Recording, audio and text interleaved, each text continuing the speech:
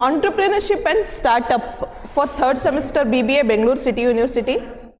In the last class, in the very first class, we have discussed on the syllabus of entrepreneurship, the meaning of entrepreneurship, and the factors determining, the factors influencing the entrepreneurship.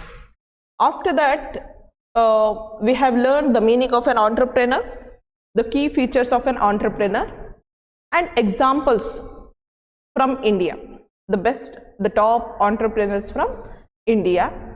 After that, we understood the difference between an entrepreneur and an intrapreneur, entrepreneur and enterprise. So istu mugdide. Also we discussed the qualities of a successful entrepreneur. So ಈಗ major most important topic here, the functions of an entrepreneur. ಈ chapter ಅಲ್ಲಿ most important topic ಅಂತ ಬಂದಾಗ functions of an ಆಂಟ್ರಪ್ರೆನರ್ ಆಗುತ್ತೆ ಮತ್ತೆ types of ಆಂಟ್ರಪ್ರೆನರ್ಸ್ ಅನ್ನು. Okay, and first unit ತುಂಬ ಒಳ್ಳೊಳ್ಳೆ ಟಾಪಿಕ್ಸ್ ಇದೆ. ಇದರಲ್ಲಿ ಮ್ಯಾಕ್ಸಿಮಮ್ ಕ್ವಶನ್ಸ್ ಕೇಳುವಂಥ ಚಾನ್ಸಸ್ ಇರುತ್ತೆ. 5 ಮಾರ್ಕ್ಸ್ 2 ಕೇಳ್ಬೋದು, 15 ಮಾರ್ಕ್ಸ್ 1 ಕೇಳ್ಬೋದು. ಎಕ್ಸ್ಪೆಕ್ಟ್ ಮಾಡೋದಕ್ಕಿಂತ ಬಿಯಾಂಡ್ ಕೇಳ್ಬೋದು. ಓರಿಯೆಂಟೇಷನಲ್ಲಿ ಏನು ಹೇಳ್ತಾರೆ ಅನ್ನೋದ್ರ ಮೇಲೆ ಡಿಸ್ಕಷನ್ ಏನು ನಡೆಯುತ್ತೆ ಅದನ್ನು ಬಂದು ನಾನು ನಿಮಗೆ ಕಮ್ಯುನಿಕೇಟ್ ಮಾಡ್ತೀನಿ. ಸೊ ಈಗ functions of an entrepreneur. So what are the functions ಅಂದರೆ ಏನು ಅರ್ಥ ಅಂದರೆ ಏನು ಕಾರ್ಯಗಳನ್ನ ಮಾಡ್ತಾನೆ ಅವನು, ಒಬ್ಬ ಆಂಟ್ರಪ್ರೆನರ್ ಏನೇನು ಕೆಲಸ ಕಾರ್ಯಗಳನ್ನ ಮಾಡ್ತಾನೆ ಅನ್ನುವಂಥದ್ದು ಫಂಕ್ಷನ್ಸ್ ಆಫ್ ಅನ್ ಆಂಟ್ರಪ್ರೆನರ್ ಅಂತ ಹೇಳ್ತೀವಿ. The first few we have few functions here. One is that innovation,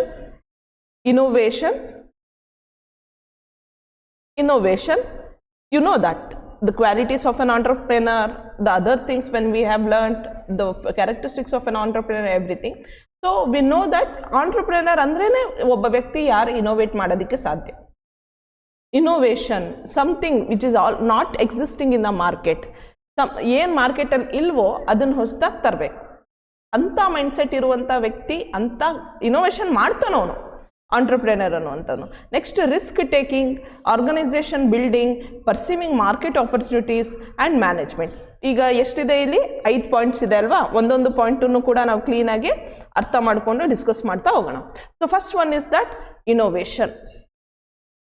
Innovation here means that creating new ideas, products or improving the existing one.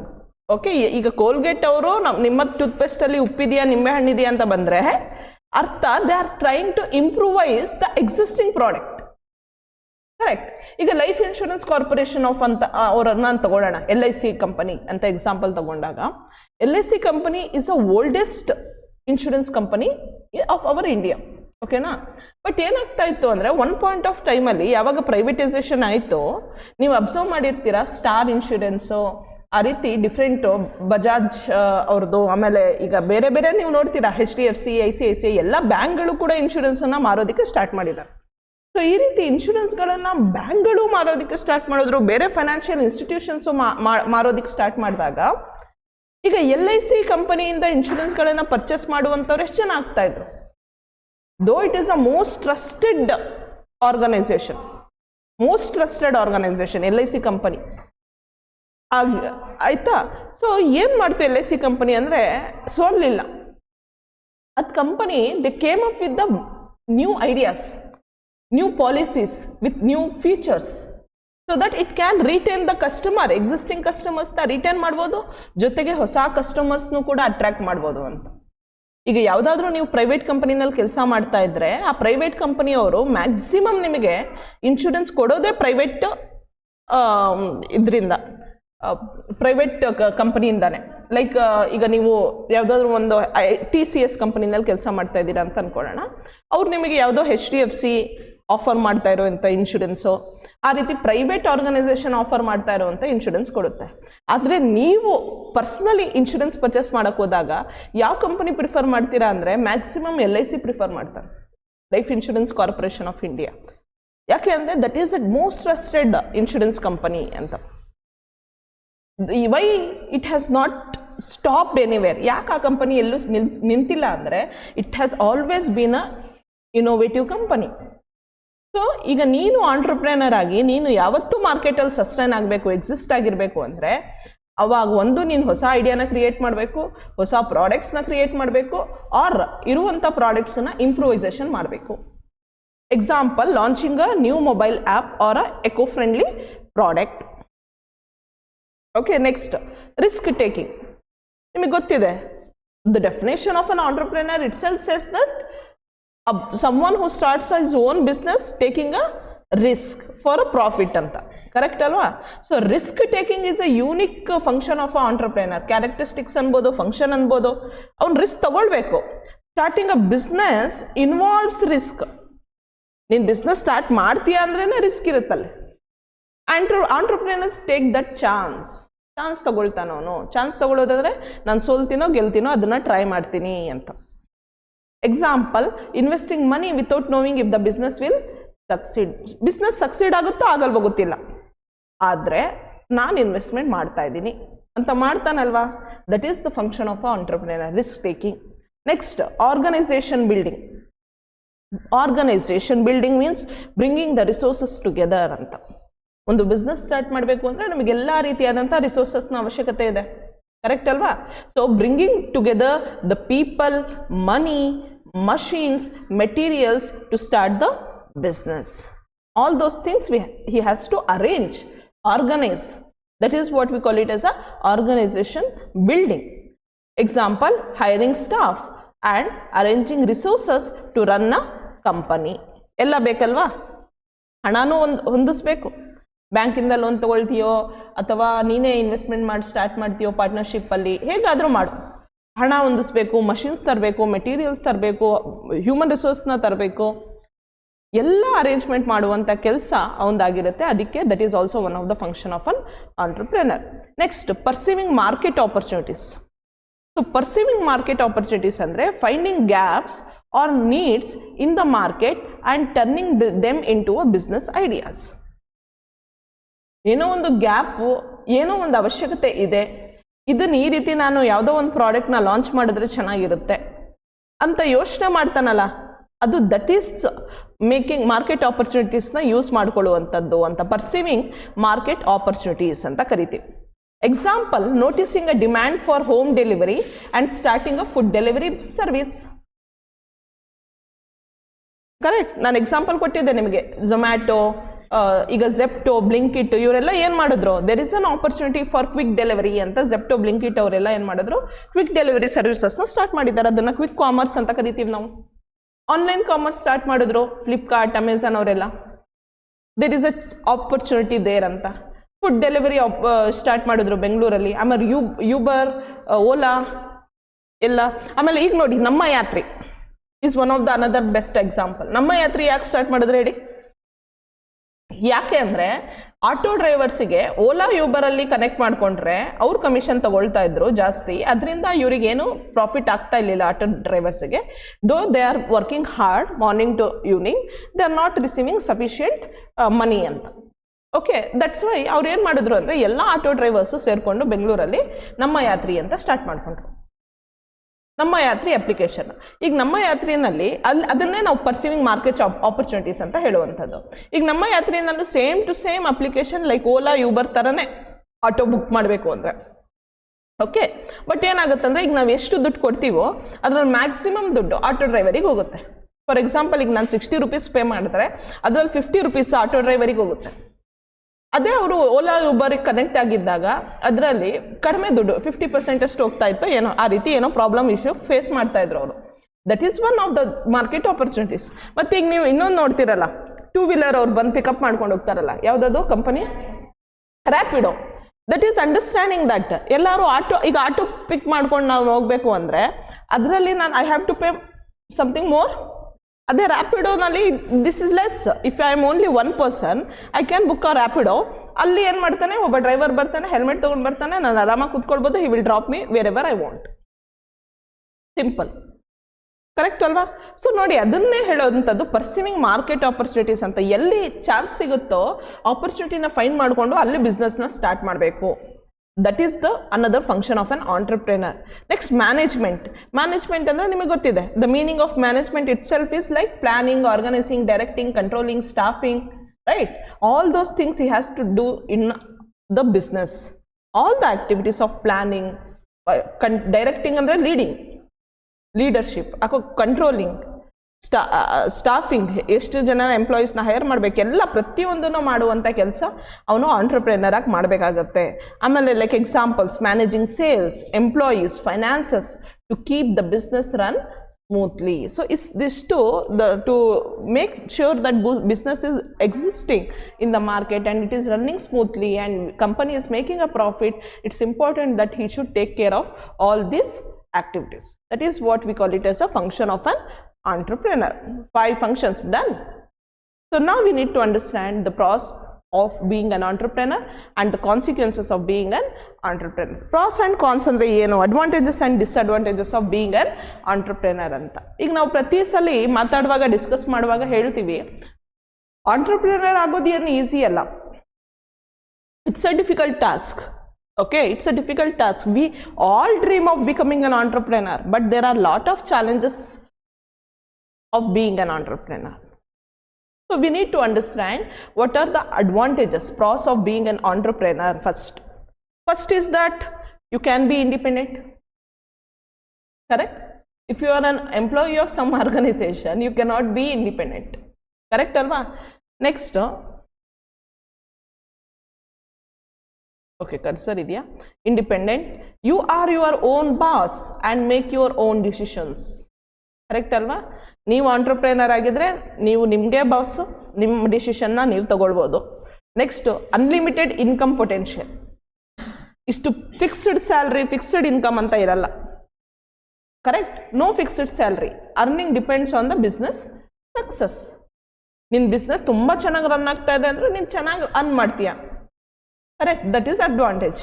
Next, ನಿನ್ನ ಬಿಸ್ನೆಸ್ ಚೆನ್ನಾಗಿ ವರ್ಕ್ ಆಗ್ತಾ ಇಲ್ಲ ಅಂದರೆ ನೀನು ಸೋಲ್ತೀಯ ಅನ್ನೋದು that is disadvantage. Okay, no flexible working hours. You can decide when or way to work. ಯಾವಾಗ ಬೇಕು, ಎಲ್ಲಿ ಬೇಕು ಅವಾಗ ನೀನು ಕೆಲಸ ಮಾಡ್ಬೋದು, ಅದ್ರ ಪ್ರಕಾರ ನೀನು ಕೆಲಸ ಮಾಡ್ಬೋದು. That is one of the advantage, flexible working hours. ಯಾರು ನಿನಗೆ ಬೆಳಗ್ಗೆ ಬಂದು ಆಫೀಸಲ್ಲೇ ಕೂತ್ಕೊಳ್ಬೇಕು, 9:30ಗೆ ಲಾಗಿನ್ ಆಗಬೇಕು, 6:30ಗೆ ಲಾಗೌಟ್ ಆಗಬೇಕು ಅಂತ ಯಾರು ಹೇಳಲ್ಲ. ಕರೆಕ್ಟ್ ಅಲ್ವಾ? ಸೊ ಏನಾದರೂ ಎಮರ್ಜೆನ್ಸಿ ಇದ್ದರೆ ನಿನಗೆ ಫ್ಯಾಮಿಲಿನಲ್ಲಿ ಆರಾಮಾಗಿ ನೀನು ರಜಾ ತಗೊಳ್ಬೋದು. ಕರೆಕ್ಟ್? ಆಮೇಲೆ ನೀನು ಆರಾಮಾಗಿ ಯಾರಿಗೂ ಪರ್ಮಿಷನ್ ಕೇಳ್ದಲೇ ಹೋಗ್ಬೋದು, ಆಚೆ ಹೋಗಬೇಕು ಎಲ್ಲಾದರೂ ಅಂತ ಅಂದಾಗ, ಎಮರ್ಜೆನ್ಸಿ ಇದ್ದಾಗ ಅದೆಲ್ಲ. Okay, so that is flexible working hours. Next, creative freedom. Creative ಅಂದರೆ ಈಗ ನೀನು ಕ್ರಿಯೇಟಿವ್ ಆಗಿ ಯೋಚನೆ ಮಾಡ್ತೀಯಲ್ಲ, ಆ ಯೋಚನೆ ಮಾಡುವಂಥದ್ದನ್ನು, ಅದನ್ನು ಇಂಪ್ಲಿಮೆಂಟ್ ಮಾಡುವಂಥದ್ದನ್ನು ನಿನಗೆ ಫ್ರೀಡಮ್ ಇರುತ್ತೆ. ನಿನ್ನ ಐಡಿಯಾಸ್ ಆ್ಯಂಡ್ ಇನೋವೇಷನ್ಸ್ನ ಯೋಚನೆ ಮಾಡೋದಕ್ಕೆ, ಅದನ್ನು ಪ್ರಾಕ್ಟಿಕಲ್ ಆಗಿ ಇಂಪ್ಲಿಮೆಂಟ್ ಮಾಡೋದಕ್ಕೂ ಕೂಡ ನಿನಗೆ ಫ್ರೀಡಮ್ ಇರುತ್ತೆ. Next, job satisfaction. Building something of your own gives pride and happiness. ನೀನೇನಾದರೂ ಹೊಸದಾಗಿರುವಂಥದ್ದು ಇನೋವೇಟ್ ಮಾಡಿದೆ, ಕ್ರಿಯೇಟ್ ಮಾಡಿ ಮಾರ್ಕೆಟಲ್ಲಿ ಲಾಂಚ್ ಮಾಡಿದೆಯಾ, ಜನ ಅದನ್ನು ಪರ್ಚೇಸ್ ಮಾಡ್ತಾ ಇದ್ದಾರೆ ಅಂದರೆ ನಿನಗೆ ನಿಂದೇ ಆದಂಥ ಒಂದು ಪ್ರೌಡ್ ಫೀಲಿಂಗ್ ಬಂದುಬಿಡುತ್ತೆ, ಒಂದು ಕಾನ್ಫಿಡೆನ್ಸ್ ಬರುತ್ತೆ ನಿನ್ನ ಮೇಲೆ. Next, skill development. You learn marketing, finance, leadership and more. When you become an entrepreneur, you learn because you have to handle everything.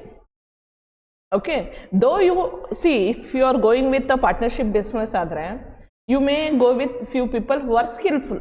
ಈಗ ಫೈನಾನ್ಸಲ್ಲಿ ನೀನು ಸ್ಕಿಲ್ಫುಲ್ ಅಲ್ದಲೇ ಇರ್ಬೋದು. ಯಾರು ಫೈನಾನ್ಸಲ್ಲಿ ಸ್ಕಿಲ್ಫುಲ್ ಇದ್ದಾರೋ ಅವ್ರನ್ನ ನೀನು ನಿನ್ನ ಕಂಪನಿನಲ್ಲಿ ಸೇರಿಸ್ಕೊಳ್ಬೋದು. ನೀನು ಪಾರ್ಟ್ನರ್ಶಿಪ್ ಆದರೂ ಮಾಡು, ಅಥವಾ ನೀನು 1 ಪರ್ಸನ್ನೇ ಸ್ಟಾರ್ಟ್ ಮಾಡ್ತಾ ಇದ್ರು ಯಾರಾದರೂ ಸ್ಕಿಲ್ಫುಲ್ ಇರುವಂಥ ವ್ಯಕ್ತಿನ ಸೇರಿಸ್ಕೊಂಡು ಅವನಿಗೆ ಸ್ಯಾಲ್ರಿ ಕೊಡ್ಬೋದು. ಕರೆಕ್ಟ್? ಆ ರೀತಿ ಮಾಡ್ಬೋದು. ಬಟ್ ಏನಾಗುತ್ತೆ ಅಂದರೆ when you become an entrepreneur, you learn from them also. ಅವ್ರು ಯಾವ ರೀತಿ ಫೈನಾನ್ಸ್ ಡಿಸಿಷನ್ಸ್ ತಗೊಳ್ತಾ ಇದ್ದಾರೆ, ಇನ್ನೊಬ್ಬ ವ್ಯಕ್ತಿ ಯಾವ ರೀತಿ HR ಮ್ಯಾನೇಜ್ ಮಾಡ್ತಾ ಇದ್ದಾನೆ, ಎಲ್ಲದನ್ನು ನಾವು ಕಲಿತಾ ಹೋಗ್ತೀವಿ. ಕಲೀಲೇಬೇಕಾಗುತ್ತೆ. ಯಾಕಂದರೆ ಈಗ ನೀನು ಚಿಕ್ಕ ಬಿಸ್ನೆಸ್ ಇರೋವರೆಗೂ ಓಕೆ, ನೆಕ್ಸ್ಟ್ ನೀನು ಆ ಬಿಸ್ನೆಸ್ನ ಎಕ್ಸ್ಪ್ಯಾಂಡ್ ಮಾಡ್ತಾ ಹೋಗ್ತೀಯ ತಾನೇ, ಬೆಳೀತಾ ಹೋದಂಗೆ. ಸೊ ಅವಾಗ ನಿನಗೆ ಅದ್ರ ಬಗ್ಗೆ ಎಲ್ಲ ಸ್ಕಿಲ್ ಇರಲೇಬೇಕಾಗುತ್ತೆ. So automatically you will develop the varieties of skills here. Next, creating jobs. You can employ others and support the families of other people. That is the best part here. Right? You can employ many people. Next, recognition in the society. You will be recognized as a successful entrepreneurs. You can earn respect and fame. Right? Next, control over growth. So you decide how fast and in what direction to grow you yourself and your business also. ಯಾವ ರೀತಿ ನಾನು grow ಆಗಬೇಕು, ನನ್ನ visions vision ಬಗ್ಗೆ ಮಾತಾಡಿದ್ದೆ. ನೀನು next 5 ಇಯರ್ಸಲ್ಲಿ ನಾನು ಎಲ್ಲಿರಬೇಕು, ಎಷ್ಟು ನನ್ನ ಬಿಸ್ನೆಸ್ ಆಪರ್ಚುನಿಟೀಸ್ನ ಯೂಸ್ ಮಾಡ್ಕೊಳ್ಬೇಕು, ಅದೆಲ್ಲ ಕರೆಕ್ಟ್. ಸೊ ನೆಕ್ಸ್ಟ್ ಲೀವಿಂಗ್ ಅ ಲೆಗಸಿ. ಈಗ ನಮ್ಮ ಕಾಲೇಜ್ಗಳನ್ನು ನಾವು ಯೋಚನೆ ಮಾಡಿಕೊಂಡಾಗ top colleges government arts college, government arts college ಅಂತ ತಗೊಂಡಾಗ ಎಷ್ಟು ವರ್ಷದಿಂದ ಇಂಡಿಪೆಂಡೆನ್ಸ್ ಬಂದಾಗಲಿಂದ ಒಂದು ಕಾಲೇಜು, ಈ ಕಾಲೇಜು ಇದು ಗೌರ್ಮೆಂಟ್ ಆರ್ಟ್ಸ್ ಕಾಲೇಜು ಇಂಡಿಪೆಂಡೆನ್ಸ್ ಬರೋಕ್ಕಿಂತ ಮುಂಚೆಯಿಂದ ಇದೆ. Government arts college 1948 established. ಎಷ್ಟು ಲೆಗಸಿ ಇದೆ ನೋಡಿ, ಎಷ್ಟು ವರ್ಷದಿಂದ ರನ್ ಆಗ್ತಾ ಇದೆ, ಎಷ್ಟು ಸ್ಟೂಡೆಂಟ್ಸನ್ನು, ಎಷ್ಟು ಜನಕ್ಕೆ ಎಜುಕೇಷನ್ ಕೊಟ್ಟಿದೆ, ಎಷ್ಟು ಜನ ಇವತ್ತು ಈ ಕಾಲೇಜ್ಗಳಿಂದ ಆಚೆ ಹೋಗಿ ಪೊಲಿಟಿಷಿಯನ್ಸ್ ಆಗಿದ್ದಾರೆ, ಆಫೀಸರ್ಸ್ ಆಗಿದ್ದಾರೆ, ಜೀವನ ನಡೆಸ್ತಾ ಇದ್ದಾರೆ, ಕೆಲಸ ಅಲ್ಲಿ ಇಲ್ಲಿ ಕೆಲಸ ಮಾಡಿಕೊಂಡು ಏನಾದರೂ ಆಂಟ್ರಪ್ರಿನರ್ಸ್ ಆಗಿದ್ದಾರೆ, ಲಾಯರ್ಸ್ ಆಗಿದ್ದಾರೆ, ಒಳ್ಳೆ ಪ್ರೊಫೆಷನಲ್ಸ್ ಆಗಿದ್ದಾರೆ. ಸೊ ಆ ರೀತಿ ಯಾವ ರೀತಿ 2 ಕಾಲೇಜಸ್ಗಳು ಲೆಗಸಿ ಬಿಟ್ಟಿದೆಯೋ ಆ ರೀತಿ ಒಬ್ಬ ಆಂಟ್ರಪ್ರಿನರು ಲೆಗಸಿ ಬಿಡ್ತಾನೆ ಅಂತ ಅರ್ಥ your business can continue even after you. ನೀನಿಲ್ಲ ಅಂದ್ರೂ ನಡೆಯುತ್ತೆ ನಿನ್ನ business. Your family can take care of that, your children, your upcoming generation can take care of that. For example Tata, Reliance company, right? So that is what we call it as a leaving a legacy. That are the advantages of being an entrepreneur. See, what I suggest you is that you have to write at least 10 points if they ask you for the examination, in the examination, okay, for 15 marks or something. If they ask you, you can write one line clear agi, point to point explanation. You don't need to write so much avashyakate illa. Point to point explanation, whatever you have understood. Okay, next, consequences of being an entrepreneur, that is disadvantages of being an entrepreneur. So here, high risk of failure. First ಹೇಳ್ತಾ ಇದ್ದಾರೆ ನೋಡಿ, many new businesses closes within a few years ಅಂತ. ಅದಕ್ಕೆ ಹೇಳಿದ್ದೆ ನಾನು, persistence is the most important quality for an entrepreneur ಅಂತ. Persistency ಇರಬೇಕು, ನಾನು ಸೋಲ್ತೀನಿ, ರೆಸಿಲೆನ್ಸ್ ಇರಬೇಕು, ನಾನು ವಾಪಸ್ ಬರ್ತೀನಿ ಅನ್ನುವಂಥದ್ದು.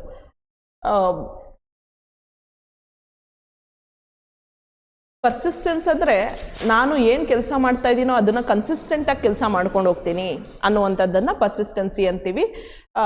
ರೆಸಿಲೆನ್ಸ್ ಅಂದರೆ ನಾನು ಸೋತೋದ್ರೂ ವಾಪಸ್ಸು ಎದ್ದು ಬರ್ತೀನಿ ಅನ್ನುವಂಥದ್ದನ್ನು ರೆಸಿಲೆನ್ಸ್ ಅಂತ ಹೇಳ್ತೀವಿ.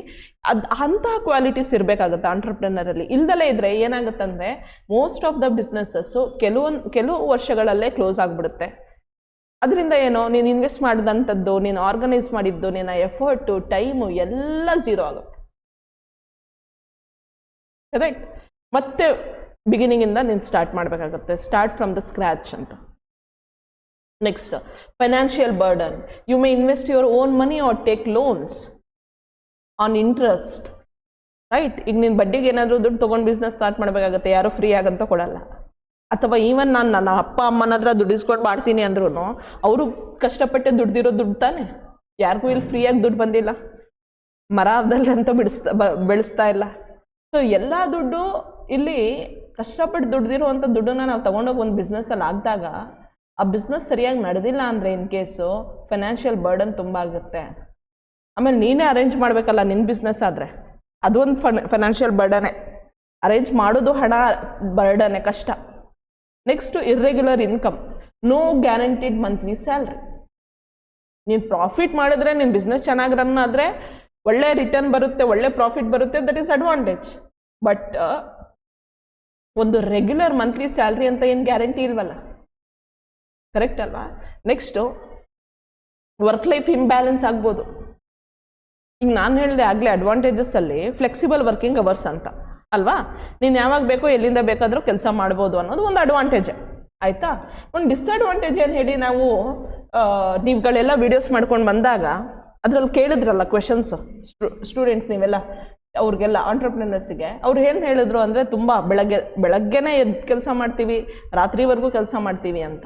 ಅಂದರೆ ನೀನು ಎಫರ್ಟ್ ಹಾಕಿ ತುಂಬ ಟೈಮ್ ಸ್ಪೆಂಡ್ ಮಾಡಿದಾಗಲೇ ನಿನ್ನ ಬಿಸ್ನೆಸ್ ಬೆಳೆಯೋದಕ್ಕೆ ಸಾಧ್ಯ. ಅಟ್ಲೀಸ್ಟ್ ಫಾರ್ ಸಮ್ ಇಯರ್ಸ್ ನೀನು ಎಫರ್ಟ್ ಹಾಕ್ದಲೇ ಇದ್ದರೆ ಆಮೇಲೆ ನೀನು ಫ್ಲೆಕ್ಸಿಬಲ್ ವರ್ಕಿಂಗ್ ಅವರ್ಸಲ್ಲಿ ಕೆಲಸ ಮಾಡೋಕ್ಕಾಗಲ್ಲ. ಫ್ಲೆಕ್ಸಿಬಲ್ ಆಗಿರುತ್ತೆ, ನಿನ್ನ ಮನೇಲಿ ಕೂತ್ಕೊಂಡೇ ಕೆಲಸ ಮಾಡ್ಬೋದು, ಆದರೆ ಕೆಲಸ ಮಾಡಲೇಬೇಕಾಗತ್ತೆ. ಅದು ವರ್ಕ್ ಲೈಫ್ ಇಂಬ್ಯಾಲೆನ್ಸ್ ಆಗಿಬಿಡುತ್ತೆ ಅನ್ನುವಂಥದ್ದು. Next, stress and pressure. Handling problems and competition can be stressful. ಇದೊಂದು ಚಾಲೆಂಜಿಂಗ್ ಪಾರ್ಟ್, ನಾನು ಹೇಳ್ತೀನಿ. ಇದು ದಿಸ್ ಇಸ್ ರಿಯಾಲಿಟಿ. ಎಲ್ಲರಿಗೂ ಸ್ಟ್ರೆಸ್ ಅಂತ ತಗೊಳಕ್ಕಾಗಲ್ಲ. ಈಗ ಒಂದು ಕಂಪನಿನಲ್ಲಿ ಕೆಲಸ ಮಾಡುವಾಗ ನೀನು ಅಕೌಂಟಿಂಗಲ್ಲೇ ಕೆಲಸ ಮಾಡ್ತಾ ಇದೀಯ ಅಂತ ಅನ್ಕೋ, ಓಕೆ, ಏನೋ ಒಂದು ನಂಬರ್ ಚೇಂಜ್ ಆಗಿ ಮಿಸ್ ಆಗಿ ರೆಕಾರ್ಡ್ ಆಗಿಬಿಟ್ಟಿದೆ, ಓಕೆ, ಇನ್ವಾಯ್ಸಲ್ಲಿ ಏನೋ 2 ಕೋಟಿ ಅಂತ ಇದೆ, ನೀನು ರೆಕಾರ್ಡ್ ಮಾಡುವಾಗ ಒಂದು ಎಂಟ್ರಿ ಅದು 2 ಕೋಟಿಯಲ್ಲಿ 1 ಸೊನ್ನೆ ಕಡಿಮೆ ಆಗಿಬಿಟ್ಟಿದೆ ಅಥವಾ 1 ಸೊನ್ನೆ ಜಾಸ್ತಿ ಆಗಿಬಿಟ್ಟಿದೆ ಅಂತ ಅನ್ಕೋ. ಎಷ್ಟು ದೊಡ್ಡ ಇಂಪ್ಯಾಕ್ಟ್ ಆಗೋದು ಗೊತ್ತಾ ಒಂದು ಬಿಸ್ನೆಸ್ಸಲ್ಲಿ. ಆ ರೀತಿ ಆದಾಗ ಏನಾಗುತ್ತೆ ಅಂದರೆ ತುಂಬ ಟೆನ್ಷನ್ ಸ್ಟಾರ್ಟ್ ಆಗಿಬಿಡುತ್ತೆ. ಜಸ್ಟ್ ಎಕ್ಸಾಂಪಲ್, ನೀನು ಎಂಪ್ಲಾಯಿಯಾಗಿ ಮಾಡುವಾಗ, ಅದೇ ನೀನು ಬಿಸ್ನೆಸ್ ಮಾಡುವಾಗ ನೀನೇ ಓನರ್ ಆಗಿ ಈ ರೀತಿ ಏನಾದರೂ ಹೆಚ್ಚು ಕಡಿಮೆ ಆದಾಗ ಅಲ್ಲ ಅರೈಸ್ ಆಗುವಂಥ ಸ್ಟ್ರೆಸ್ ಇದೆ ಅಲ್ಲ, ಆ ಸ್ಟ್ರೆಸ್ಸು ತುಂಬ ದೊಡ್ಡದು. ಈಗ ನಿನ್ನ ಫ್ಯಾಕ್ಟ್ರಿನಲ್ಲಿ ಯಾರೋ ಒಬ್ಬ ಎಂಪ್ಲಾಯಿ ಅವನು ಬರ್ತಾ ಇದ್ದ, ಅವನಿಗೇನೋ ಆಕ್ಸಿಡೆಂಟ್ ಆಯಿತು, it's a stress on you. You have to take care of everything. So minor to minor things can create a problem here. How you handle that problem and the competition from the other people. ಏನಾಗುತ್ತೆ ಅಂದರೆ ಕೆಲವೊಮ್ಮೆ ಈಗ ನೀನೇ ಏನೋ ಒಂದು ಪ್ರಾಡಕ್ಟ್ನ innovate ಮಾಡ್ತೀಯಾ ಅಂತ ಅನ್ಕೋ, ಇನೋವೇಟ್ ಮಾಡಿ ಲಾಂಚ್ ಮಾಡ್ತೀಯಾ, ಲಾಂಚ್ ಮಾಡಿ ಸ್ವಲ್ಪ ದಿನನೂ ಆಗಲ್ಲ, ಬೇರೆ ಯಾರೋ ಅದನ್ನು ಕಾಪಿ ಮಾಡ್ತಾರೆ, ಅವರು ಇನ್ವೆಸ್ಟ್ ಮಾಡಿ ಬಿಸ್ನೆಸ್ನ ಸ್ಟಾರ್ಟ್ ಮಾಡಿಬಿಡ್ತಾರೆ. ಕರೆಕ್ಟ್ ಅಲ್ವಾ? ಈಗ ನಿನ್ನ ಪ್ರಾಡಕ್ಟ್ ತುಂಬ ಯೂನಿಕ್ ಆಗಿದ್ರೆ, let's say example of WhatsApp and Telegram. Okay, WhatsApp run ಆಗುತ್ತೆ, ತುಂಬ ಚೆನ್ನಾಗಿ ರನ್ ಆಗುತ್ತೆ ಕಂಪೇರಿಂಗ್ ಟು ಟೆಲಿಗ್ರಾಮ್. ಯಾಕೆ? ಮೋಸ್ಟ್ಲಿ ಪೀಪಲ್ ನಾವು ವಾಟ್ಸಪ್ಪನ್ನು ಯೂಸ್ ಮಾಡೋಕ್ಕೆ ಸ್ಟಾರ್ಟ್ ಮಾಡಿಬಿಟ್ಟಿದ್ದೀವಿ. ಕರೆಕ್ಟ್ ಅಲ್ವಾ? We are depending on WhatsApp for everything. ಈಗ ನಾರ್ಮಲ್ ಮೆಸೇಜಸ್ ಯೂಸ್ ಮಾಡ್ತಾ ಇಲ್ಲ. ವಾಟ್ಸಪ್ ಅವರು ಯಾವ ರೀತಿ ಅವರು ವಾಟ್ಸಪ್ ಡೆವಲಪ್ ಆಯ್ತಲ್ಲ ಫಸ್ಟು, ಈಗ ಅದನ್ನು ಪರ್ಚೇಸ್ ಮಾಡಿರೋದು ಮಾರ್ಕ್ ಜುಕರ್ಬರ್ಗ್ ಆಗಿದ್ರು, ಅದು ಫಸ್ಟ್ ಲಾಂಚ್ ಆದಾಗ ಇನೋವೇಟ್ ಮಾಡಿದ್ದೇ ಬೇರೆಯವರು. ಮಾಡಿದಾಗ ಅದನ್ನು ತುಂಬ ಅವರು ಸರ್ಕ್ಯುಲೇಷನ್ ಮಾಡಿದ್ರು, ಅದ್ರ ಬಗ್ಗೆ ಮಾರ್ಕೆಟಿಂಗ್ ಎಲ್ಲ ಮಾಡಿದ್ರು, ಅದಕ್ಕೆ ಎಲ್ಲ ಜನ ವಾಟ್ಸಪ್ನ ಯೂಸ್ ಮಾಡೋಕ್ಕೆ ಸ್ಟಾರ್ಟ್ ಮಾಡಿದ್ರು. After that when Telegram launch, Telegram had better future actually than WhatsApp. But accessibility ಅಂತ ಬಂದಾಗ ಈಸಿ accessibility ವಾಟ್ಸಪ್ ಅಷ್ಟಿಲ್ಲ. ಆಮೇಲೆ ಇನ್ನೊಂದೇನಾಯಿತು ಅಂದರೆ ವಾಟ್ಸಪ್ನ ಎಲ್ಲರೂ ಯೂಸ್ ಮಾಡೋಕ್ಕೆ ಸ್ಟಾರ್ಟ್ ಮಾಡಿದ್ರು, ಟೆಲಿಗ್ರಾಮ್ನ ಕೆಲವ್ರು ಮಾತ್ರ ಯೂಸ್ ಮಾಡೋಕ್ಕೆ ಸ್ಟಾರ್ಟ್ ಮಾಡಿದ್ರು. ಕರೆಕ್ಟ್? ಈಗ ನೀವು ಟೆಲಿಗ್ರಾಮ್ ಯೂಸ್ ಮಾಡ್ತಾ ಇದ್ದೀವಿ, ಆಯಿತು, ಆದರೆ ಈಗ ನಾನು ಏನಾದರೂ ಇವ್ರಿಗೆ ಮೆಸೇಜ್ ಕಳಿಸ್ಬೇಕಂದ್ರೆ ಅವರು ಯೂಸ್ ಮಾಡಬೇಕಲ್ಲ. ಕರೆಕ್ಟ್ ಅಲ್ವಾ? ಸೊ ಇಲ್ಲೇನಾಗುತ್ತೆ ಅಂದರೆ ಕಾಂಪಿಟೇಷನ್. ಟೆಲಿಗ್ರಾಮಿಗೆ ಕಾಂಪಿಟೇಷನ್ ಯಾರ್ದಿಂದ? ವಾಟ್ಸಪ್ಪಿಂದ. ನೀವು ಅಬ್ಸರ್ವ್ ಮಾಡ್ದಂಗೆ ವಾಟ್ಸಪ್ನೂ ಬಿಡಲಿಲ್ಲ ಫೇಸ್ಬುಕ್ ಅವರು, ಇನ್ಸ್ಟಾಗ್ರಾಮ್ನೂ ಬಿಡಲಿಲ್ಲ, ಎಲ್ಲದನ್ನೂ ಅಕ್ವೈರ್ ಮಾಡ್ಕೊಂಡ್ಬಿಟ್ರು. ಯಾಕೆ ಅಕ್ವೈರ್ ಮಾಡ್ಕೊಂಡ್ರು? ಯಾಕಂದರೆ ಅವರಿಂದ ಕಾಂಪಿಟೇಷನ್ ಜನ್ರೇಟ್ ಆಗಬಾರ್ದು ಅಂತ.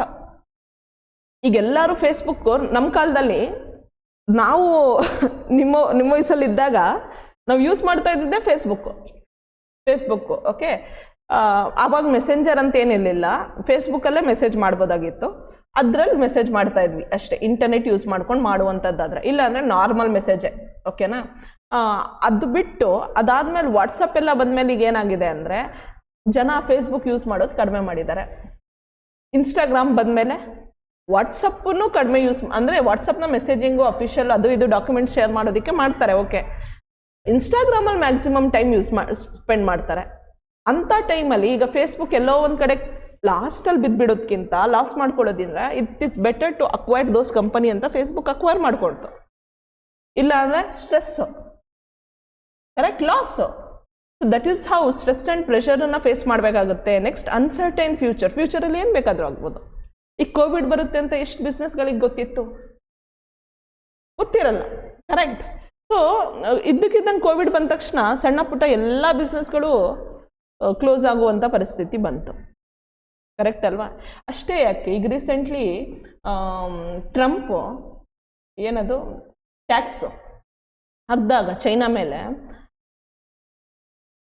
ಟ್ಯಾರಿಫ್ ಅಂತ ಕರಿತೀವಿ ನಾವು, ಟ್ಯಾರಿಫ್ ಹಾಕಿದಾಗ ಅದ್ರ ಚೈನಾ ಮೇಲೆ ಎಷ್ಟೊಂದು ಚೈನಾದಲ್ಲಿ ಇದ್ದಂಥ ಬಿಸ್ನೆಸ್ಗಳು ಟೆಂಪರರಿ ಬೇಸಿಸ್ ಕ್ಲೋಸ್ ಮಾಡಿಬಿಟ್ಟಿದ್ರು. ಹೆಂಗೆ ಇಂಪ್ಯಾಕ್ಟ್ ಆಗುತ್ತೆ, ಯಾವ ಫ್ಯಾಕ್ಟರ್ ಇಂಪ್ಯಾಕ್ಟ್ ಆಗುತ್ತೆ?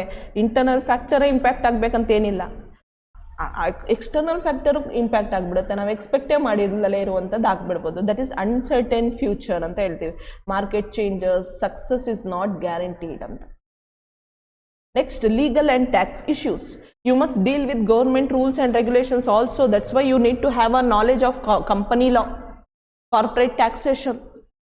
If you want to start a business, best first ಈಗ ನಿಮಗೆ ಕಾಲೇಜ್ಗಳಲ್ಲಿ ನಾವು ನಿಮಗೆ ಇನ್ಕಮ್ ಟ್ಯಾಕ್ಸ್ ಹೇಳ್ಕೊಡ್ತೀವಿ. ಓಕೆ, ಯಾಕೆ ಅಂದರೆ ಇಲ್ಲಿ ನೀವು ಇಂಡಿವಿಜುವಲಿ ಡೀಲ್ ಮಾಡೋದು. ನಾಳೆ ದಿನ ನೀವು ಯಾವ್ದು ಕಂಪನಿಗೆ ಸೇರ್ತಿರೋ, ನೀವೇ ಬಿಸ್ನೆಸ್ ಸ್ಟಾರ್ಟ್ ಮಾಡ್ತಿರೋ, ಏನೋ ಮಾಡ್ತೀರಾ ಸ್ಮಾಲು, ಇನ್ಕಮ್ ಟ್ಯಾಕ್ಸನ್ನು ಕಟ್ಟಲೇಬೇಕಾಗುತ್ತೆ, ಅದ್ರ ಬಗ್ಗೆ ನಾಲೆಜ್ ನಿಮಗೆ ಇರಬೇಕು ಅಂತ. ಇನ್ನು GST ಬಗ್ಗೆನೂ ಬೇಸಿಕ್ ನಾಲೆಜ್ ಅಂತ ಒಂದು ಸಬ್ಜೆಕ್ಟ್ ಅಂತ ಕೊಡ್ತೀವಿ. GSTನೂ ಕಲಿತೀರಾ. GST ಯಾವ್ಯಾವ ರೀತಿ ಅಪ್ಲಿಕೇಬಲ್ ಆಗುತ್ತೆ, ಯಾವ ಬಿಸ್ನೆಸ್ಸಿಗೆ ಅಪ್ಲಿಕೇಬಲ್ ಆಗುತ್ತೆ ಅಂತ.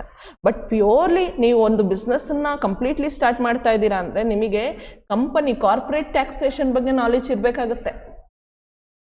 ನೀವು ಮನೇಲಿ ಕೂತ್ಕೊಂಡು ಫ್ರೀ ಇದ್ದಾಗೆಲ್ಲ ಯಾರ್ಯಾರಿಗೆ ಬಿಸ್ನೆಸ್ ಸ್ಟಾರ್ಟ್ ಮಾಡ್ಬೇಕಂತ ಆಸೆ ಇರುತ್ತೋ ಅವರು ಈಗಲಿಂದಾನೆ ಈ ಯೂಟ್ಯೂಬಲ್ಲಿ ತುಂಬ ಇರುತ್ತೆ. ಚಾರ್ಟೆಡ್ ಅಕೌಂಟೆನ್ಸಿ CA ಸ್ಟೂಡೆಂಟ್ಸಿಗೆ, CS ಸ್ಟೂಡೆಂಟ್ಸಿಗೆಲ್ಲ ಯೂಟ್ಯೂಬಲ್ಲಿ ಹೇಳ್ಕೊಡುವಂಥದ್ದು, ಇಂಗ್ಲೀಷಲ್ಲಿ ಹಿಂದಿನಲ್ಲೆಲ್ಲ ಹೇಳ್ಕೊಡುವಂಥ ಕೋರ್ಸಸ್ ಇದೆ. ಅದರಲ್ಲಿ ಹೋಗ್ಬಿಟ್ಟು ನೀವು GST ಕೋರ್ಸಸ್ ಮಾಡ್ಬೋದು, ಮತ್ತು ಕಾರ್ಪೊರೇಟ್ ಟ್ಯಾಕ್ಸೇಷನ್ ಬಗ್ಗೆ ಕೋರ್ಸಸ್ ಮಾಡ್ಬೋದು. ಅದೆಲ್ಲ ಮಾಡಿದಾಗ ನಿಮಗೆ ಟ್ಯಾಕ್ಸೇಷನ್ ಬಗ್ಗೆ ಕಂಪನಿಗಳ ಮೇಲೆ ಯಾವ ರೀತಿ ಅಪ್ಲಿಕೇಶನ್ ಆಗುತ್ತೆ ಅನ್ನೋದೆಲ್ಲ ಗೊತ್ತಾಗುತ್ತೆ. ಹೆಂಗೆ ಟ್ಯಾಕ್ಸನ್ನು ಉಳಿಸ್ಕೊಳ್ಳೋದು, ಯಾವ ರೀತಿ ಬಿಸ್ನೆಸ್ನ ಮಾಡುವಂಥದ್ದು, ಯಾವ್ಯಾವ ರೀತಿ ಬೆನಿಫಿಟ್ಸ್ ಟ್ಯಾಕ್ಸೇಷನ್ ಲಾ ಸ್ಮಾಲ್ ಬಿಸ್ನೆಸ್ಸಿಗೆ ಕೊಡುತ್ತೆ, ಅದೆಲ್ಲ ನೀವು ತಿಳ್ಕೊಂಡ್ರೇ ನಿಮಗೆ ಬೆನಿಫಿಟ್ಟು. ಆಯಿತಾ? Next responsibility overload. You handle everything, staff, money, decision, everything. It is on your one head, one brain. Right? That is responsibility overload. Next, lack of support. Friends or family may not always understand or help you. Most of the time, if your business is losing, I tell you, nobody is going to stand with you. You need to underline my words. If you are growing, people will come and stand with you, support you. If your business is losing, nobody is going to stand with you. It is only your parent. Maximum they can feed you. ನೀನು ಏನು ಕೆಲಸ ಮಾಡ್ತಾ ಇಲ್ಲ, ಏನು ಮಾಡ್ತಾ ಇಲ್ಲ ಅಂದರೆ ಮನೇಲಿ ಕರೆದು ಊಟ ಹಾಕ್ಬೋದು, ನನ್ನ ಮಗ ನನ್ನ ಮಗಳು ಅಂತ, ಬಟ್ಟೆ ಕೊಡಿಸ್ಬೋದು, ಚಪ್ಪಲಿನೂ ಕೊಡಿಸ್ಬೋದು. ಅದು ಬಿಟ್ಟು beyond that they cannot help you. ಅದು ಬಿಟ್ಟು ಬೇರೆಯವ್ರಂತೂ ಯಾರು ಏನಕ್ಕೂ ಹೆಲ್ಪ್ ಬರಲ್ಲ. This is reality of life. Next is life time consuming. You may have to work day and night, especially in the beginning of your business. That is disadvantage, yes. But there is one advantage. If you do hard work in the beginning of your business, like 5 years, 10 years, I always suggest you people, if you want to start your business, you should start it early. Early start ಮಾಡಬೇಕು. Early in the sense 19, 20, 21 years ಅವಾಗಲೇ start ಮಾಡಬೇಕು. ಅವಾಗ start ಮಾಡಿದಾಗ ನೀನು first till the age of 30 ನೀನು ತುಂಬ day and night ಕಷ್ಟಪಟ್ಟು ಕೆಲಸ ಮಾಡ್ತೀಯ. ಅದಾದಮೇಲೆ ನಿನ್ನ ಬಿಸ್ನೆಸ್ ಒಂದು ಮಟ್ಟಿಗೆ ಬಂದಮೇಲೆ ನೀನೇನು ಮಾಡ್ತೀಯ, ನಿನ್ನ ಎಂಪ್ಲಾಯೀಸ್ ಮೇಲೆ ಎಲ್ಲ ಬಿಟ್ಟು ಆರಾಮಾಗಿ ನೀನು ಫ್ಲೆಕ್ಸಿಬಲ್ ಆಗಿ ವರ್ಕ್ ಮಾಡ್ತೀಯ. Then you can spend your lot of time with your family members, your wife, your children and everything. If in case you start in a later stage or you start in a very later stage after 45, 50, first work in some company. And my always suggestion is that if your family has already some business, okay, your family already has some business and you are expert in that business, you can start your business immediately and you have no knowledge. ಈಗ ನೀವು ನಿಮ್ಮ parent already ಯಾವುದೋ business ಮಾಡ್ತಾ ಇದ್ದಾರೆ, ಆ ಬಿಸ್ನೆಸ್ಸಲ್ಲಿ ನಿಮಗೆ ಅದ್ರ ಬಗ್ಗೆ ಎಲ್ಲ ನಾಲೆಜ್ ಬಂದಿದೆ ಅಂದಾಗ ನೀವು ಆ ಬಿಸ್ನೆಸ್ಸನ್ನು ಕಂಟಿನ್ಯೂ ಮಾಡಿಕೊಂಡು ಸ್ಟಾರ್ಟ್ ಮಾಡ್ಕೊಂಡು ಹೋಗಿ. ಓಕೆ, ಅವಾಗ ಏನಾಗುತ್ತೆ ಅಂದರೆ ನಿಮಗೆ ಸಪೋರ್ಟಿಗಂತ ನಿಮ್ಮ ಪೇರೆಂಟು ಇರ್ತಾರೆ, ಯಾಕಂದರೆ ಅವರಿಗೆ ನಾಲೆಜು ಇರುತ್ತೆ. ಆಮೇಲೆ ಅದ್ರ ಬಗ್ಗೆ ನಿಮಗೂ ಸ್ವಲ್ಪ ಎಕ್ಸ್ಪೀರಿಯನ್ಸ್ ಸ್ಕಿಲ್ಸ್ ಎಲ್ಲ ಇರುತ್ತೆ. ಅದನ್ನೇ ನೀವು ಯಾವ ರೀತಿ ಡೆವಲಪ್ ಮಾಡಬಹುದು ಅಂತ ಡೆವಲಪ್ ಮಾಡೋದ್ರ ಬಗ್ಗೆ ಕಾನ್ಸಂಟ್ರೇಟ್ ಮಾಡಿ, ಹಾರ್ಡ್ ವರ್ಕ್ ಮಾಡಿ ಕಾನ್ಸಂಟ್ರೇಟ್ ಮಾಡಿ. ಅವಾಗ that is business accepted. But if you are from an underprivileged family and nobody from your family has done any business, andre your parent, your brother or someone is not doing the business and you are like first time ನಾನು ಈ ಬೆಂಕಿನಲ್ಲಿ ಕೈ ಹಾಕ್ತಾ ಇದ್ದೀನಿ ಅಂತ ಇದ್ದರೆ, ಆ ಬೆಂಕಿನಲ್ಲಿ ಕೈ ಹಾಕೋಕ್ಕಿಂತ ಮುಂಚೆ ಅದು ಯಾವ ರೀತಿ ಬಿಸ್ನೆಸ್ ನೀನು ಸ್ಟಾರ್ಟ್ ಮಾಡಬೇಕು ಅಂತ ಅಂದ್ಕೊಂಡಿದೆಯೋ ಮೊದಲು ಅಂಥ ಬಿಸ್ನೆಸ್ಸಲ್ಲಿ ಬೇರೆಯವ್ರದ್ದು ಬಿಸ್ನೆಸ್ಸಲ್ಲಿ ಹೋಗಿ ಕೆಲಸ ಮಾಡಿ. ಒಂದು 5 ವರ್ಷ ಕೆಲಸ ಮಾಡಿ, 10 ವರ್ಷ ಕೆಲಸ ಮಾಡಿ, ಫುಲ್ ಎಕ್ಸ್ಪೀರಿಯನ್ಸ್ ನಾಲೆಜ್ ಅದ್ರ ಬಗ್ಗೆ ಬಂದಾಗ ಆಮೇಲೆ ನೀವು ನಿಮ್ಮದೇ ಆದಂಥ ಬಿಸ್ನೆಸ್ಸನ್ನು ಸ್ಟಾರ್ಟ್ ಮಾಡಬೇಕು. ಇಮಿಡಿಯೇಟ್ಲಿ ನೀವೇನಾದರೂ ಸ್ಟಾರ್ಟ್ ಮಾಡಿದ್ರೆ the chances of closing the business in few years are high. Without knowledge and skills you cannot. And the second thing is that the most important thing when you are doing any work is awareness. Awareness ಇರಬೇಕು. ನಾನು ಈ ಬಿಸ್ನೆಸ್ನ start ಮಾಡ್ತಾ ಇದ್ದೀನಿ ಅಂದರೆ ಆ business ಬಗ್ಗೆ ನಿನಗೆ full ಏನೇನು ಗೌರ್ಮೆಂಟಿಂದ ಏನೇನು ಇನ್ಸೆಂಟಿವ್ ಸಿಗುತ್ತೆ, ಟ್ಯಾಕ್ಸ್ ಬೆನಿಫಿಟ್ಸ್ ಏನೇನಿದೆ, ನಾನು ಬಿಸ್ನೆಸ್ ಸ್ಟಾರ್ಟ್ ಮಾಡೋದು ಹೇಗೆ, ರಿಜಿಸ್ಟ್ರೇಷನ್ ಮಾಡೋದು ಹೇಗೆ, ಎಷ್ಟು ಜನ ಎಂಪ್ಲಾಯೀಸ್ನ ಹೈರ್ ಮಾಡಬೇಕು, ಇದನ್ನು ಏನೇನು ಡಾಕ್ಯುಮೆಂಟೇಷನ್ ಮಾಡಬೇಕು, ಪ್ರತಿಯೊಂದು ಅದ್ರ ಬಗ್ಗೆ ನಿನಗೆ ನಾಲೆಜ್ ಇರಬೇಕು. ಇಲ್ಲ ಅಂದರೆ ನೀನು ಸೋಲ್ತೀಯಾ, ಇಲ್ಲ ಅಂದರೆ ಅಂಥ ಟೀಮನ್ನ ನಿನ್ಗೆ ಏನು ಮಾಡ್ಕೊಳ್ಬೇಕು. ಈಗ ನನ್ನ ಹತ್ರ ತುಂಬ ದುಡ್ಡಿದೆ ಅಂದರೆ ನಾನೇನು ಮಾಡ್ತೀನಿ, ಒಬ್ಬ ಒಳ್ಳೆ ಲಾಯರು, ಲೀಗಲಿ ನಾಲೆಜ್ ಇರೋದು, ಬಿಸ್ನೆಸ್ ಲೀಗಲ್ ನಾಲೆಜ್ ಇರೋದು, HR, ಫೈನಾನ್ಸರು ಅಂದರೆ ಅಕೌಂಟೆಂಟು, ಮಾರ್ಕೆಟಿಂಗ್ ಮಾಡೋರು, ಇಂಥವ್ರನ್ನೆಲ್ಲ ಸೇರಿಸ್ಕೊಂಡು ಟೆಕ್ನಿಕಲಿ ಎಕ್ಸ್ಪರ್ಟ್ ಇರೋರು, ಇಂಥವ್ರಿಗೆಲ್ಲ ದುಡ್ಡು ಕೊಟ್ಟು ಸೇರಿಸ್ಕೊಂಡು ಕಂಪ್ನಿನ ಸ್ಟಾರ್ಟ್ ಮಾಡ್ತೀನಿ. ಹಿಂಗೂ ಮಾಡ್ಬೋದು. ಹ್ಯಾಂಡಲ್ ಮಾಡೋಕ್ಕೆ ಬರಬೇಕು. ಈಗ ಇವ್ರ ಮೇಲೆ ನೀನು ಡಿಪೆಂಡ್ ಆದರೆ ಸಮ್ಟೈಮ್ಸ್ ಏನಾಗುತ್ತೆ ಅಂದರೆ ಯಾರಾದರೂ ಒಬ್ಬರು ಕೈ ಕೊಟ್ಟರು ನಿನ್ನ ಬಿಸ್ನೆಸ್ ಕೆಳಗೆ ಬಿದ್ದೋಗ್ಬಿಡುತ್ತೆ. ಆಮೇಲೆ ಅವ್ರು ನಿಮ್ಮ ಬಿಸ್ನೆಸ್ಸಿಗೆ ಲಾಯಲ್ ಆಗಿರ್ತಾರೆ ಅಂತ ಹೇಳೋಕ್ಕಾಗಲ್ವಲ್ಲ. ಕಾಂಪಿಟೇಟರ್ಸ್ ಅವರನ್ನು ಪರ್ಚೇಸ್ ಮಾಡಿಬಿಟ್ರೆ ಕರೆಕ್ಟ್ ಅಲ್ವಾ? ಈಗ ನೀನು ಹೋಟೆಲ್ ಬಿಸ್ನೆಸ್ ಸ್ಟಾರ್ಟ್ ಮಾಡಬೇಕು ಅಂದರೆ ನಿನಗೆ ಅಡುಗೆ ಮಾಡೋಕ್ಕೆ ಬರಬೇಕು. That is must important. ಮೊನ್ನೆ ನಾನು ಫಸ್ಟ್ ಇಯರ್ಸಲ್ಲಿ ಕೇಳುವಾಗ ಅವ್ರು ಹೇಳ್ತಾ ಇದ್ರು, ಏನು ಗೋಲ್ ಇಟ್ಕೊಂಡಿದ್ದೀರಾ ಅಂತ ನಾನು ಕೇಳಿದೆ. ಒಬ್ಬರು ಸ್ಟೂಡೆಂಟ್ ಹೇಳಿದ್ರು, ನಾನು ಬೇಕ್ರಿ ಸ್ಟಾರ್ಟ್ ಮಾಡ್ಬೇಕಂತ ಇದ್ದೀನಿ ಮ್ಯಾಮ್ ಅಂತ. ಅದಕ್ಕೆ ಬೇಕಿಂಗ್ ಕಲಿಬೇಕು. ನಾನು ಬೇಕಿಂಗ್ ಕಲಿತಾ ಇದ್ದೀನಿ, ಸೊ ದಟ್ ನಾನು ಬೇಕ್ರಿ ಸ್ಟಾರ್ಟ್ ಮಾಡ್ಬೇಕಂತ ಇದ್ದೀನಿ.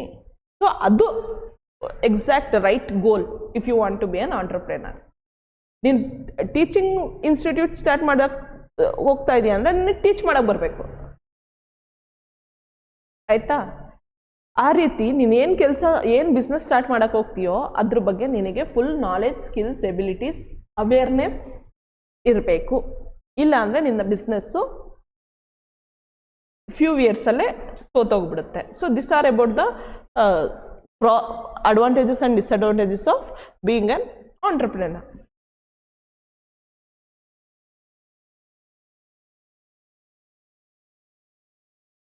Okay, in the next class we will discuss the types of entrepreneur. ಇಲ್ಲಿ ಕ್ವಾಲಿಟೀಸ್ ಆಫ್ ಅ ಸಕ್ಸಸ್ಫುಲ್ ಆಂಟ್ರಪ್ರೆನರ್ ನಾನು ಜಸ್ಟ್ ಹೇಳ್ತೀನಿ, ಯಾಕಂದರೆ ಲಾಸ್ಟ್ ವಿಡಿಯೋದಲ್ಲಿ ವಾಯ್ಸ್ ರೆಕಾರ್ಡ್ ಆಗಿಲ್ಲ ಇದಕ್ಕೆ. Okay, qualities of a successful entrepreneur: first, he should have a self confidence. He should believe in his own ideas and abilities. Next, risk taking ability. ಅವನಿಗೆ willing to take chances and face the failures ನ face ಮಾಡುವಂಥ ಕ್ಯಾಪಬಿಲಿಟಿನೂ ಇರಬೇಕು. Next, creativity. Think of new ideas, products or solutions. ಇದು already ಈ ಫಂಕ್ಷನ್ಸಲ್ಲಿ discuss ಮಾಡಿದ್ದೆ. Leadership quality ಇರಬೇಕು. He could guide and motivate a team effectively. You can be an excellent manager, but being an excellent leader is difficult. Okay, next, decision making skills. He should be capable of taking a quick decisions and smart decisions under pressure. Last class alli nanu ಏನು ಹೇಳಿದ್ದೆ ಹೇಳಿ, decision. If something you are confused, it means no. If you are confused about something, it means no. ಬೆಳಗ್ಗೆದ್ದು ನೀವು ಯೋಚನೆ ಮಾಡ್ತಾ ಇದ್ದೀರಾ, ನಾನು ಕ್ಲಾಸಿಗೆ ಹೋಗ್ಲಾ ಬೇಡವಾ ಅಂತ ಅಂದರೆ ಅದು ನೋ ಅಂತಾನೆ ಅರ್ಥ.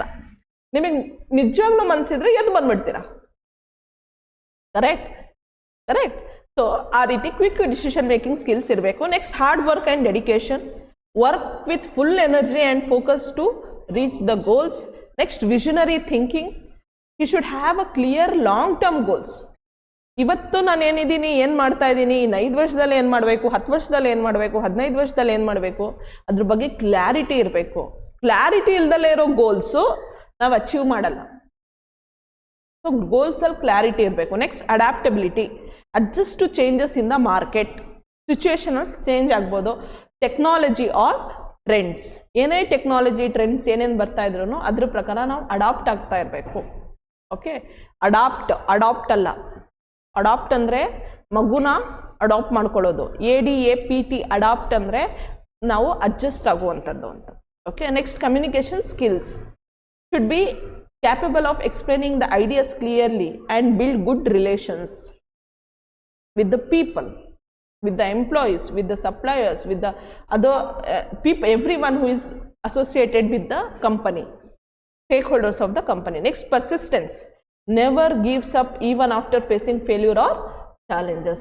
ಎಷ್ಟೇ ಫೇಲ್ಯೂರ್ ಆದರೂ ಎಷ್ಟೇ ಚಾಲೆಂಜಸ್ ಆದರೂ ನಾನು ನೆವರ್ ಗಿವ್ ಅಪ್ ಅಂತ ಯಾರು ಮೈಂಡ್ ಸೆಟ್ ಇಟ್ಕೊಂಡು ಫೇಸ್ ಮಾಡ್ತಾ ಇರ್ತಾರೋ ಅಂಥ ವ್ಯಕ್ತಿ ಆಂಟ್ರಪ್ರಿನರ್ ಆಗೋದಕ್ಕೆ ಸಾಧ್ಯ. These are the qualities of a successful entrepreneur which we have discussed in the last class.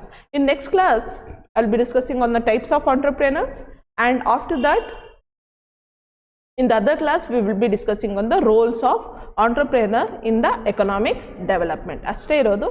ಅದಾದಮೇಲೆ ಕ್ವೆಶ್ಚನ್ ಬ್ಯಾಂಕ್.